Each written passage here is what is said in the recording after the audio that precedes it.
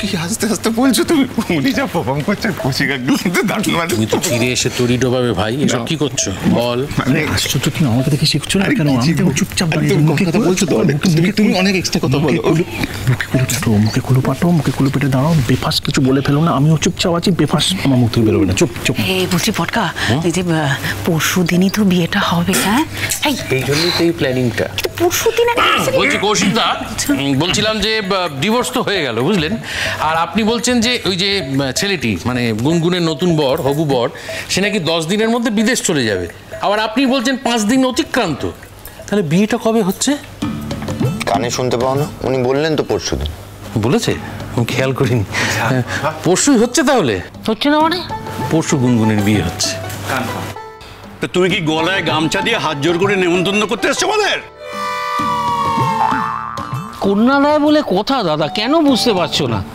আমি সবাইকে হাত জোর করে বলছি, সেদিন যেন আমার বাড়িতে আমি সবাইকে দেখতে পাই। হ্যাঁ, হবে না, আমি তো যাবই না। আমি আজকে বাইরে চলে যাচ্ছি। যাবে না? না। ঠ্যাং খোঁড়া করে দেবে। ওটা না, কি বলতে এত বড় কথা বলছে, ঠ্যাং খোঁড়া করে দেবে। ইগনোর করেন। আরে এত কথা শুনতেই বাজাচ্ছিস কেন? না, আমার বাড়িতে দাঁড়িয়ে বলছে আমাকে ঠ্যাং খোঁড়া করে দেবে, আর আমার ভাই, ভাইপো, জামাই সব দাঁত বার করে হাসছে। দাঁড়াচ্ছে না। কেউ রুখে দাঁড়াবে না, কেউ আমার সাথে পারবে না। কেন, আপনি মস্তান নাকি আপনার মেয়ের মতো? বাহ, শোনো, নিজেদের কানে শোনো, আমার মেয়েকে বলছে মস্তান। আমার মেয়েকে যদি এইভাবে হিউমিলেট করে, আমার মেয়েকে যদি এরা মস্তান ফস্তান বলা হয় কনস্ট্যান্ট, আমার মেয়ে কেন ওর সাথে থাকতে যাবে? আমার মেয়ে চলে গেছে। আমিও বেঁচে গেছি আপনার মেয়ে চলে যাওয়াতে। বলছো? হ্যাঁ বলছি। যেখানে যাবে না আপনার মেয়ে, মানে যার কাছে যাবে, তার হাড়ে দুব্ব গজিয়ে ছাড়বে ও। কথা বলছি, আমার একমাত্র মেয়ে, তার সম্বন্ধে এই কথা একদম বলবে না। আমারও একটা মাত্রই ছেলে, তাকেও আপনি যা তা কথা বলতে পারেন না, আপনার কোনো অধিকার নেই। মা বাবা, এতদিন তো ভিজে বেড়ালের মতো থাকতে, এখন তো দেখছি ভয়ঙ্কর ঝগড়াটে মহিলা তুমি। কি বলছেন? আপনি আমাকে ঝগড়াটি বলছেন? ঝগড়াটি? আইয়ো, তুমি আমার বউকে খবরদার ঝগড়াটা বলবে না। তোমার বউকে নিয়ে আমরা কিছু কথা বলি? কে বারণ করেছে না? কে? যেটা সত্যি সেটা আমি সব সময় বলি। তোমার বউ ঝগড়ুটে, তাই জন্য তোমার বউকে ঝগড়ুটে বলছি। আজে বাজে ঝগড়ার ভেতরে আমি যেতে চাই না। আমাকে অনেক জায়গায় যেতে হবে, আমাকে বোনের বাড়ি যেতে হবে, পুটুর বাড়ি গিয়ে পুটুকে নেমন্তন্ন করতে হবে। ও তোমাদের মতো নয়, ও আসবে বলেছে। আর রূপাঞ্জন, শোনো ভাই, ওই তো বাবা মাকে বলে রেখেছো তো আমি যাবো তোমাদের বাড়িতে নেমন্তন্ন করতে। হ্যাঁ, আমি সেই কবে মাকে বলে রেখেছি নেমন্তন্ন হবে।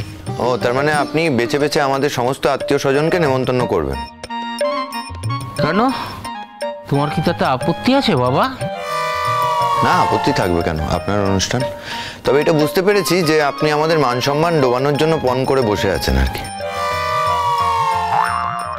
আচ্ছা, তা এর মধ্যে মান সম্মান ডোবা আবার কি হলো কথা, সেটা আমি বুঝতে পারছি না।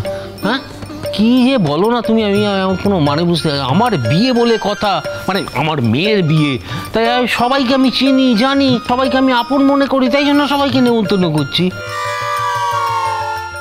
বাজে লোক। শোনো, তোমার মেয়ের বিয়ের অনেক গল্প শুনেছি, এখন থামো। তোমার কি কোথাও যাওয়ার আছে? থাকলে যাও, চলে যাও। তোমার তাড়িয়ে দিচ্ছ বড়দা? তা কি করবে? তো তুমি যতক্ষণ এখানে দাঁড়িয়ে থাকবে ততক্ষণ তো তোমার মেয়ের বিয়ের গল্প বলবে। আমরা তো ওরকম মানুষ হতে পারলাম না। যতই মেয়েটা চলে যাক, ওর জন্য আমাদের মন খারাপ করছে। আর আমার ছেলের সামনে দাঁড়িয়ে আপনি আপনার মেয়ের দ্বিতীয় বিয়ে নিয়ে এত গল্প করবেন না, আর ভালো লাগছে না। তার কারণ আমার ছেলের মনের ওপর না একটা চাপ পড়ছে, সেই চাপ দেওয়ার অধিকারটা আপনার একেবারেই নেই, কিন্তু আমি সেটা মেনে নেব না। আর মনের ওপর চাপ? কোথায় মনের ওপর চাপ পড়লো? হে, এই তো একটু আগে বললো যে আমি বেঁচে গেছি। তুমি না, তোমার তো মুখের কথাই সব মনে হয়। অন্তরের কথা তুমি কিছু বোঝো না। আমি অন্তরে কেন ঢুকতে যাব? আর ওর অন্তর বলে কিছু আছে নাকি? নেই তো, অন্তরে কেন আমি ঢুকতে যাব? মুখে যা বলেছে সেটাই আমি বলবো তো। আমার অত পরিশ্রম করার দরকার কি? অন্তরে ঢোকো, অন্তরে আমি ঢুকতে পারবো না। তোমার ছেলে কি তাহলে মুখে এক বলে আর মনে আর এক করে? শোনো, আমি আমার বাড়ির লোকেদের বলছি, মানে বাবা মা তোমাদেরও বলছি, আমার কিন্তু কোনো সমস্যা নেই, মানসিকভাবে একদম ফ্রি আছি, আমি ভালো আছি। যাক, আমার অত সময় নেই, আমি একজন ব্যস্ত ডাক্তার। ব্যস্ত ডাক্তার দেখে তো মনে হচ্ছে না, মনে হচ্ছে ঘটকালিতে নাম লিখিয়েছো, আর ঘটকালিতেই বেশি করছো, ফলত ডাক্তারিটা ভুলে গেছো। আমার প্রফেশন নিয়ে কিন্তু একদম কোনো কথা বলবে না। বেশ করবো প্রফেশন নিয়ে কথা বলবো। যাকে তোমার যা বলার ছিল বলা হয়ে গেছে, তুমি এসেছো, তোমার মেয়ের বিয়ে হবে, তার জন্য মিষ্টি নিয়ে এসছো, বেশ করেছো, ওই মিষ্টি নিয়ে এখন বাড়ি চলে যাও। এই রিজু, হ্যাঁ মিচকা, এই মিষ্টির হাঁড়িটা গাড়িতে তুলে দিত। তুমি কিন্তু আমায় অপমান করছো, আমি কিন্তু দেখে নেবো বলে দিচ্ছি। কি দেখে নেবেন আপনি? আমরা কেউ এই মিষ্টি খাবো না। মিষ্টি খাবে না তো ফেলে দাও। একজন ভালোবেসে মিষ্টি নিয়ে এসছে, সেটা আবার তার গাড়িতে তুলে দিচ্ছ কেন? এরকম হয় নাকি? আসলে কেউ অবিবেচকের মতো কাজ করলে বিবেচনা বোধটা তার মধ্যে দিয়ে দিতে হয়, শিখিয়ে দিতে হয় অনেক সময়। তুমি বড্ড টেরা ছেলে তো, তখন থেকে ট্যাকস করে কথা বলেই যাচ্ছ। সম্পর্কে আমি তোমার থেকে বড়, শ্বশুর বলে না মানো, বাবা হিসেবে দেখো তো নাকি? আমি শুধুমাত্র আমার নিজের বাবাকেই বাবার মতো দেখি, অন্য কাউকে নয়। তাহলে কিসের মতো আমাকে দেখো? কাকা, জ্যাঠা? আপনি তো একজন আলাদা মানুষ, এর মধ্যে আলাদা দেখা দেখির কি আছে বুঝতে পারছি না। ও, এর মধ্যে সব ঘুরে গেল কেন? আমার তো মনে পড়ছে না আমি আপনাকে কোনোদিন কাকার মতো দেখি, বাবার মতো দেখি বা জ্যাঠার মতো দেখি, এরকম কিছু বলেছি? আমি তো আপনাকে সবসময় স্যার বলে ডেকেছি, অন্য কিছু বলে তো ডাকিনি। যা হয়েছে ভালোই হয়েছে, ভালোর জন্যই হয়েছে সব কিছু। তোমাকে দিয়ে জামাইয়ের সুখ আমার কোনো দিন হয়নি। হ্যাঁ, সেই জন্যই তো আমিও তাড়াতাড়ি মুক্তি পেয়ে গেলাম। পাচ্ছি তোমায় মুক্তি, দাঁড়া, এমন ফাঁসে বাঁধছি না, তোমার মুক্তি কাকে বলে, মুক্তি বানানটা পর্যন্ত ভুলে যাবে তুমি এরপর। যাকে দাদা, আমার তো সময় নেই, তুমি তো বুঝতেই পারছো আমাকে অনেক জায়গায় যেতে হবে। যেটা বলছিলাম, আমি পরশুদিন তো বিয়েটা অ্যারেঞ্জ করে ফেলেছি, তো পরশুদিনকে তোমরা কিন্তু উইদাউট ফেল সবাই মিলে কিন্তু চলে এসো, হ্যাঁ, দেরি করো না বেশি। আর বলছি যে এমনি শুধু বিয়েটাই তো হবে, ওসব রিচুয়াল ফিচুয়াল কিছু হবে না, কারণ আমি দেখেছি ওসব রিচুয়াল ফিচুয়াল করে কোনো লাভ হয় না। তাই জন্য ওই মন্ত্র পড়ে বিয়েটা হবে, বিকেলবেলা ছেলের বাড়ির সবাই আসবে, ছেলেকে নিয়ে ওই বিয়েটা হবে, আর তারপর সিঁদুর দানটা হবে, তার মানেই বিয়েটা হয়ে গেল, ব্যাস।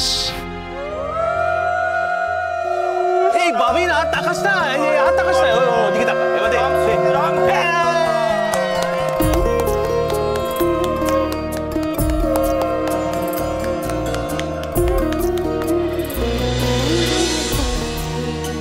তোমার সব কথা শুনে নিয়েছি, আর তো তোমার কিছু বলার নেই।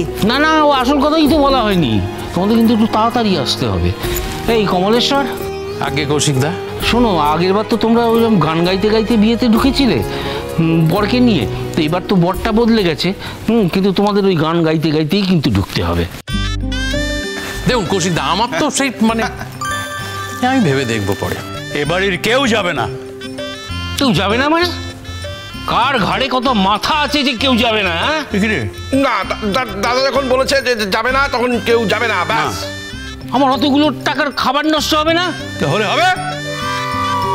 আমরা কি বলেছিলাম খাবার অর্ডার দিতে? আমরা কি বলেছিলাম তোমার মেয়ের আবার বিয়ে দেবে আর আমরা সবাই মিলে বাড়ি শুদ্ধ খেতে যাব? আমরা কি বলেছিলাম? তুমি অর্ডার দিয়েছো, তুমি বুঝবে। আমরা যাব না, খাবো না, ব্যাস বলে দিলাম। না, তোমরা যদি না যাও তাহলে আমি এটা ভেবে নেবো যে তোমরা মন থেকে বিয়েটা মেনে নিতে পারছো না। ভেবে নেওয়ার কি আছে, মুখ দিয়েই তো বলছি। না, এটাও মনে করবো তার সাথে যে আমার মেয়ের সৌভাগ্য দেখে তোমাদের হিংসে হচ্ছে। কি?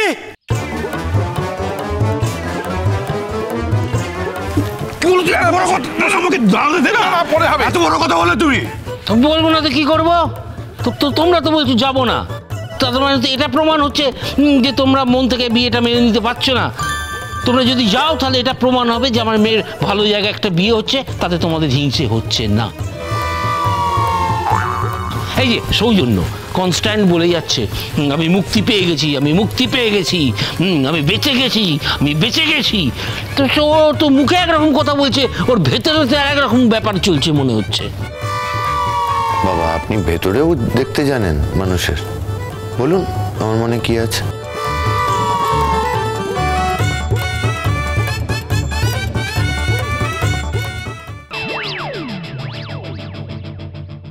ড্যাডি, তোমার মনে আছে আগের বছর এই দিন এই সময় কি হয়েছিল? হ্যাঁ আমার খুব ভালো করে জানি মা, একটা অপদার্থ ছেলের সাথে তোমার বিয়ে দিয়েছিলাম। কিরে, আরে আমরা সব রেডি বিয়ে বাড়ি যাবো বলে, গাড়ি ফাড়ি সব নিচে দাঁড়িয়ে আছে, তুই রেডি হবি না ভাবিন? আমি কেন রেডি হতে যাব?